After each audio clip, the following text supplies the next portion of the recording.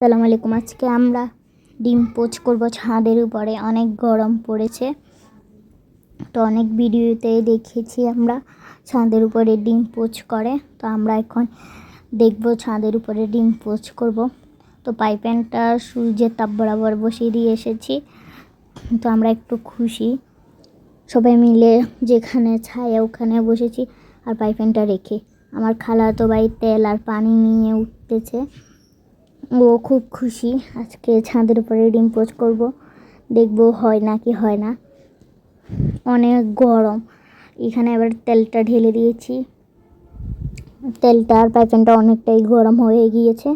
তো আমরা আরও কতক্ষণ অপেক্ষা করব। তেলটা গরম হলে এবার ডিমটা আমরা ছেড়ে দেব। তো কতক্ষণ পরে আমরা এসে ডিমটা ছেড়ে দিলাম। ডিমটা পোঁচ হয়ে যাচ্ছে, বুট বুট করে শব্দ করছে। পুরো রোদ বরাবরে বসে দিয়ে এসেছি, একটু লবণও দিয়ে দিলাম। আমার খালতো ভাই আর আমার ভাই অনেক খুশি যে ছাদের উপরে কি সুন্দর করে ডিম পোচ হয়ে যাচ্ছে। পুরো রোদ বরাবর, এখানে রোদ আর এখানে হচ্ছে আমাদের ডিম, কি সুন্দর করে বসিয়ে দিয়েছি। আমাদের কাছে খুবই ভালো লাগছে যে আমরা এই রোদে কি সুন্দর করে ডিম পোচ করতেছি। তো এটাকে একটু লেড়ে দিলাম, দেখলাম আস্তে আস্তে ডিমটা ভাজি হচ্ছে, মানে পোঁচ হচ্ছে। এই ডিমটা অনেক সুন্দরভাবে হয়ে যাচ্ছে।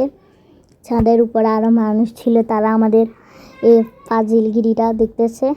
আমরা একটু একটু হাসতেছিলাম। তো এটা কি সুন্দর করে পোঁচ হয়ে গেল। তো এবারে এটা আমরা আস্তে করে বাটিতে নিয়ে নিব। ভেঙেও গিয়েছে ডিমটা, তো নিয়ে নিয়েছি। এবার সবাই মিলে এটা খাবো। এই যে দেখো, আমার খালাতো ভাই খাচ্ছে প্রথমে। ওকে ঘামিয়ে একাকার হয়ে গেছে, ওকে অনেক ঘামিয়েছে। এবার আমরা খাবো।